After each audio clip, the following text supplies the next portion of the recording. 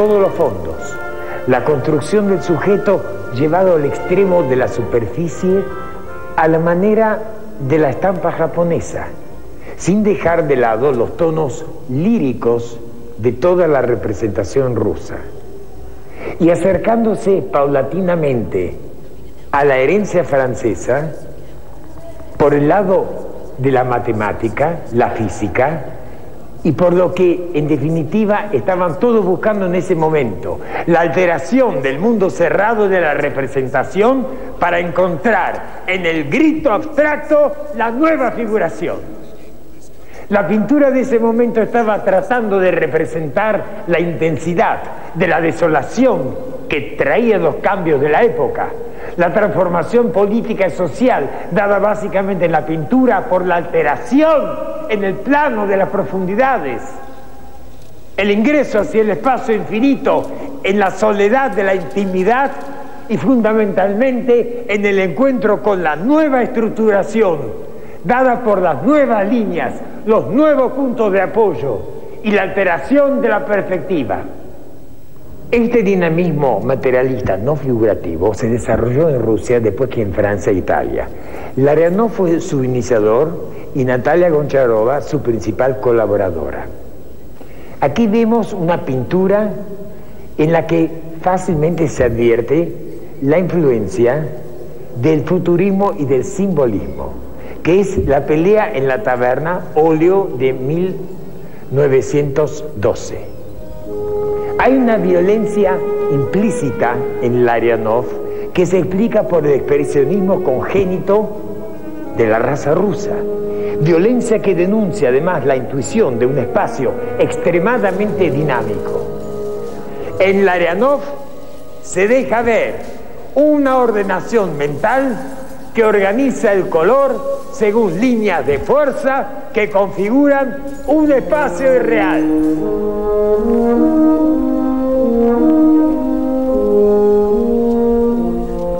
La base fundamental de Natalia Goncharova era armonizar las ideas de una agudeza ácida, la capacidad de mantener en un estado doméstico la pintura y la destreza de representación que, siguiendo las líneas tradicionales, no alteraba la intención de los postulados vigentes. Ella tuvo la capacidad de reunir y organizar una imagen que guardaba un carácter pintoresco en las tendencias que iban confluyendo hacia un lado experimental. Es decir, en el plano de la composición podríamos afirmar que ella era la que custodiaba el buen gusto de la organización de todo este mundo y de su obra. Y lo más importante es la calidez, que es lo que menos era tenida en cuenta por los demás integrantes. Hay posiciones respecto de quiénes son los héroes intelectuales de la pintura rusa. Hay gente que deposita toda su confianza en Malevich y otros se han pronunciado por Kandinsky. Nos parece que Kandinsky es el pintor innato. Tiene la confianza absoluta depositada en las posibilidades combinatorias del color. Es paradigmático. Un artista que ha apelado a todas las posibles líneas y manchas para restablecer el ritmo de la pintura, sacando a la pintura rusa del encierro del folclorismo más allá de lo nacional. Kandinsky es uno de los artistas más importantes de este siglo y sus composiciones son para analizar infinitamente. Uno de sus postulados decisivos para el arte moderno fue el corte entre arte y naturaleza, porque ambas categorías se rigen por distintos principios y objetivos. El arte está hecho de una sustancia que solo el arte puede comprender y expresar con claridad, con los medios de expresión que le son propios al arte. Kandinsky toma como un elemento fundamental y básico de sus construcciones los componentes de la música. Realmente Kandinsky pone el signo de la música en escena, en sus pinturas, y eso le permite desplazarse en todos los planos, universalizándose literariamente y quitando los elementos folclóricos o pintorescos. Aunque la literatura sea una base esencial en cuanto a su sensibilidad, la música ubica su obra en el espacio como una alta frecuencia, usando los colores como notas, tonos y matices. Aquí estamos viendo la obra Improvisación número 4 de 1909. Hay algo que en el título de este cuadro que se nota a primera vista. El hecho de que una improvisación sea numerada indica un determinado desarrollo mental, que es el que trata de poner en evidencia elementos icónicos muy obvios de la naturaleza. Construye destruyendo. Toda superposición de planos habituales y toda la retórica retinista en un espacio donde la mente se dispara hacia las direcciones totalmente abiertas, pero al mismo tiempo neutralizando toda la centralidad en el cuadro. Kandinsky organiza de manera circular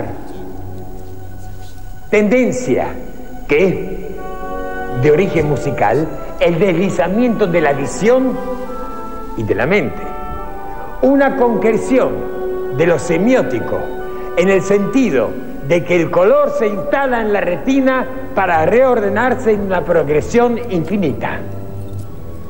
Kandinsky nunca pierde el sentido de la felicidad del arte, no como una expresión organizada de un sistema, sino felicidad de la construcción, felicidad de estar todo el tiempo planteando que el orden está dado por una subversión continua de lo estandarizado, de lo representado, de lo organizado. Por eso, en definitiva, era crítico del sistema que lo estaba sosteniendo, y de ahí su trascendencia. El espiritualismo de Kandinsky se manifiesta en algo que está más allá del tiempo y del espacio, algo objetivo, actuando de manera permanente, que rige los destinos del hombre profundo, conformando un encuentro con una imagen de absoluta perfección. Él busca crear en la tela otro espacio que por medio del color avanza o retrocede, empuja hacia adelante o retorna hacia atrás, haciendo de la pintura una célula viva.